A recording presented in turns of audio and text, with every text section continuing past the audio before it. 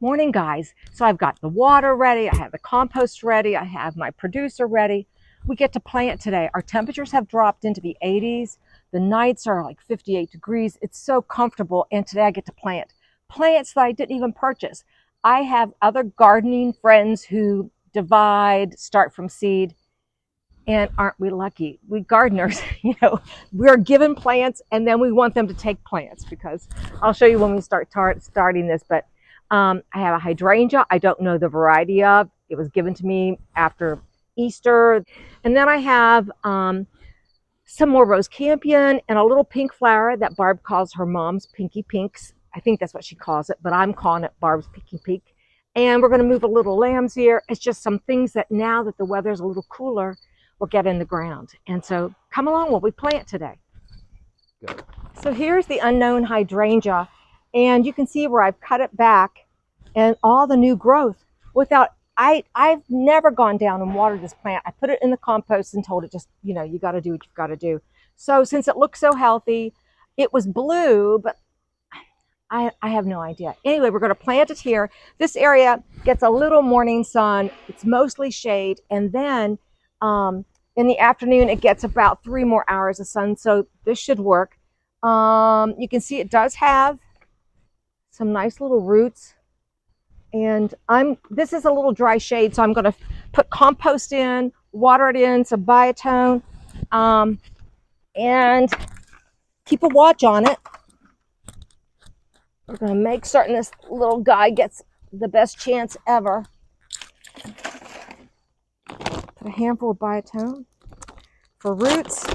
If it did, you can tell me it's something because of the fact that it did so much on its own with neglect. So I'm out nothing except some pretty blooms, hopefully next spring. Okay. I'll put it in the ground right here. That compost will help hold the moisture. Oh, I need to get a little deeper here. There we go. And then I'm going to fill it over with compost. I'll put a little of the original dry clay dirt around it. But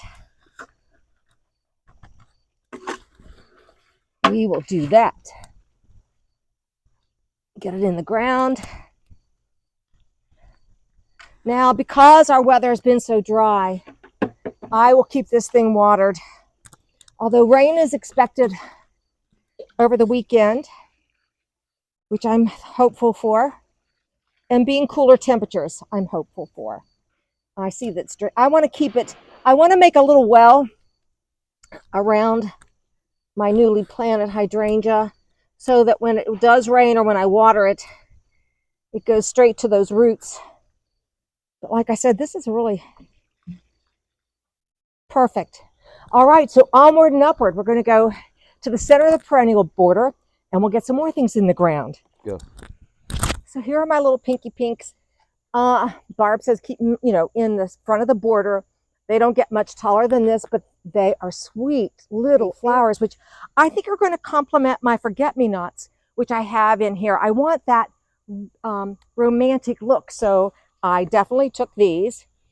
When I was digging here, I found our electrical cord, so I'm glad I always start slow, not with a big shovel. I will add a little biotone and compost here. They do like sun. Just a handful of that.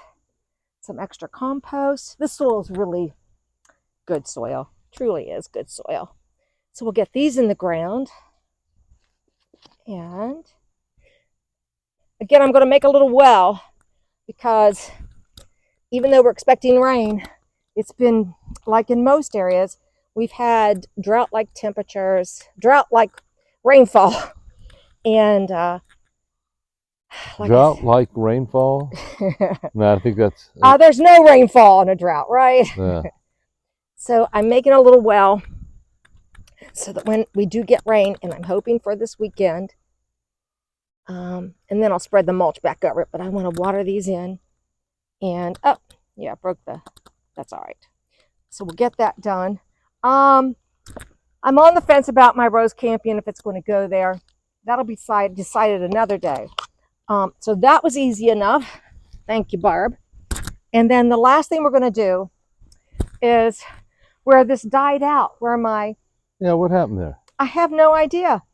But the good news is I have a big bunch of lamb's ear. This is the Stachys byzantine. And they don't require real rich soil, and they're drought tolerant. But because I had some compost, I went ahead and added some compost on the top of the soil. And now all I have to do is dig this clump out and stick it right there. That's how easy it is to transplant your lamb's ear, if you like it. And I do. Yeah. This will be easy, hopefully. Let me see if I can just tear it off of there.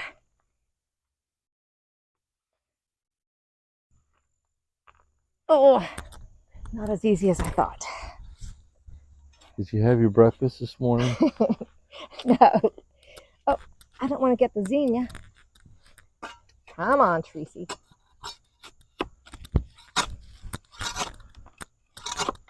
I think we're getting there now. Yep. Great. And, you don't have to worry about being mean to your plants. But so shallow rooted.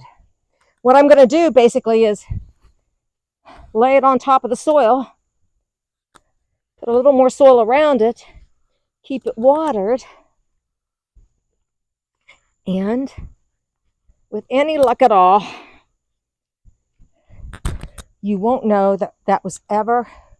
In fact, I'm going to go ahead and take, if I can get this without destroying my zinnia. Well, what's the zinnia? I know. I'm going to wait on that because Yeah. it's disturbing it. But look at that. Would you look at that? I'm going to stick this little piece right there. I will throw a little more compost just around the edges. I'm going to set that down a little bit. Good.